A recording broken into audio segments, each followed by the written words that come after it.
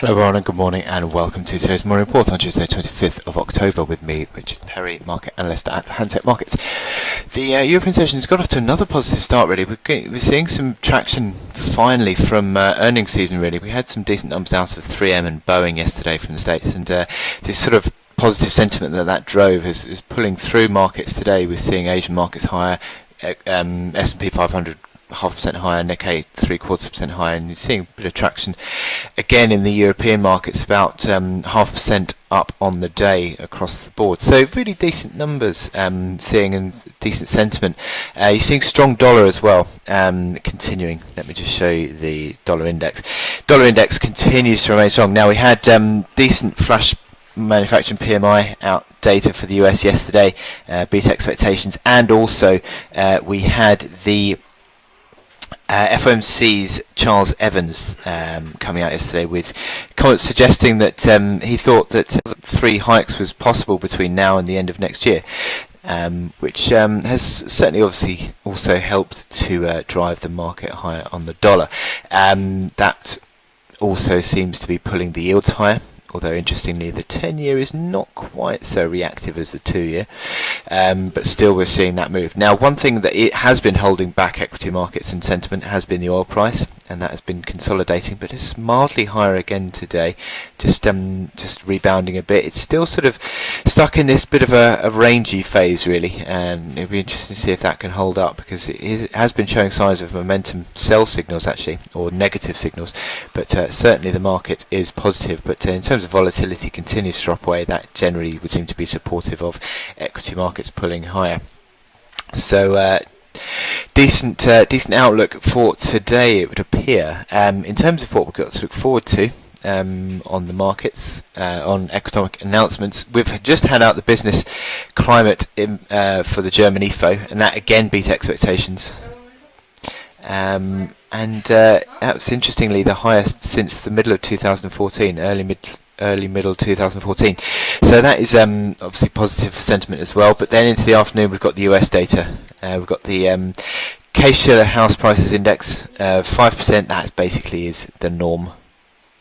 Well, it's been slightly sort of drifting away, but generally speaking around 5%. Then we've got the Richmond Fed Manufacturing, which is expected to improve slightly to -5, so not massively improved, but maybe a beat on that would be helpful for the dollar. But then also we've got the consumer confidence at 3 o'clock. Now consumer confidence was really strong, 104.1 last month, really strong. Let me move to the 2007, I think it was the last time we saw numbers that strong.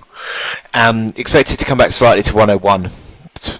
But still, you'd say that is a strong number given the context of where we were. So that is this afternoon. So a little bit of US data to drive market expectations this afternoon. But generally speaking, we're seeing pretty strong moves. Now that strong dollar data and strong dollar move has contributed to the turnaround in the dollar Canadian loonie. Now the real turnaround has come on the back of actually comments from the Bank of Canada that suggests that they're sort of moving towards a more sort of possibility of a possible easing on monetary policy. Now we have seen overnight, and we've seen comments from Bank of Canada Governor Stephen Poloz that suggest that easing from the Bank of Canada would sort of bring the bank closer to an unconventional monetary policy, and that's a decision that they wouldn't take lightly. So that's led to a little bit of a spike lower yesterday. Oh, sorry, that's not Bank of Canada, is it?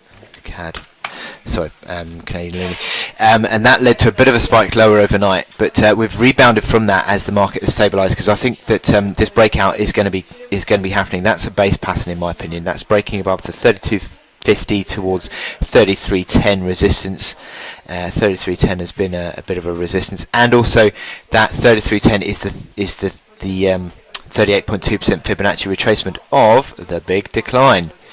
So these are all big. This is a big resistance, and breaking out above that in the last couple of days, I think now suggests we're moving higher. 50% fib is 35.75 area. I think that is perfectly reasonable to expect. I think this one is pulling higher. Now what you want to see is the RSI into the mid to high 60s, I think, because all these momentum indicators are positively configured for sort of buying into dips, but not confirming quite yet the breakout. So you'd want to see, again, another closing level above that 33.10 mark to really suggest the market is sort of gaining a bit of traction. But certainly I think at the moment this is a positive move. Now, the momentum indicators on the hourly chart have nicely unwound now with this little retreat. It's a little sort of corrective move, and I think that gives you another chance to get in today. So there's a nice sort of band of support seemingly around that 33.25 area, which is holding initially. Obviously yesterday's spike low of 32.75 is supportive, and also 32.50, which is a breakout level as well. So a few levels for you to work with there, but certainly I think buying into weakness on dollar Canadian loonie. So I wish you good luck in your trading today, and I will speak to you later. Thank you.